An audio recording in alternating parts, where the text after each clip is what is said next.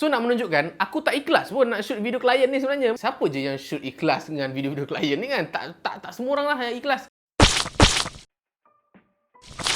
Hello, Assalamualaikum semua. Saya Cikgu Luan. Siapa lagi? Saya Rotan. Alright. Macam mana Cikgu Luan memotivasikan diri untuk teruskan buat konten ataupun nak dapat something kan? Contoh bekerja dengan lebih kuat ke apa semua tu bla bla bla. Dan ramailah yang suggest kata kita kena cari motivasi ni melalui seorang speaker ataupun seorang speaker motivational yang power-power kan, supaya korang boleh dapat the wisdom lah, korang boleh dapat hadam dia punya ayat-ayat yang mendayu-dayu, yang menyebabkan korang rasa macam semangat kan.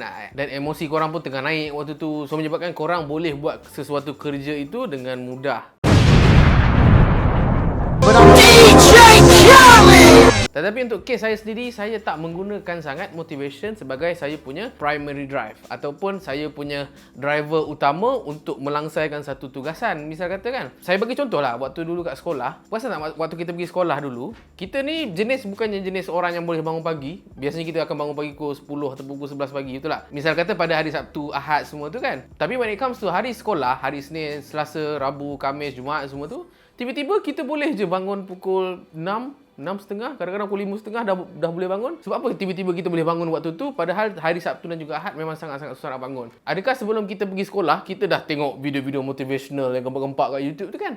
Jawab dia tak. Dan pendapat peribadi saya, ianya disebabkan kita dah set objektif kita pada hari esoknya. Dia bahasa mudahnya macam ni. Waktu hari Ahad, kita dah setkan kita punya mindset bahawasanya hari esoknya akan berlakunya persekolahan. So kita kena datang paling lewat pukul 7 suku, sebab 7.30 dah ada perhimpunan. Kalau datang lewat, sama ada kena rotan ataupun masuk senarai nama. Kemudian kena panggil dengan pengetua pula, dan sometimes kena maki dengan cikgu semua. So menyebabkan kita nak tak nak kena datang juga sekolah tu. Walaupun boleh jadi kadang-kadang kita demam sikit je kan, kita rasa macam body panas, tapi still nak pergi sekolah sebab kita risau kena marah, kena maki dengan cikgu dan sebagainya lah. Dan dalam kes saya lebih kurang sama juga. Saya datang sekolah bukan sebab ikhlas sangat nak berbelajar ataupun nak dapat SPM 10A semua tu, mana ada. Sebab saya tak nak cikgu membebel depan saya bla bla bla. Sebab ada sekali tu bila cikgu membebel, saya mengalir air mata. So nampaklah air mata ego seorang lelaki tu terjatuh. So saya tak suka benda-benda macam tu. Sama juga dengan apabila saya nak melangsaikan tugas macam homework dekat sekolah. Saya buat homework bukan sebab saya ikhlas cikgu cikgu dengan ni. Okey.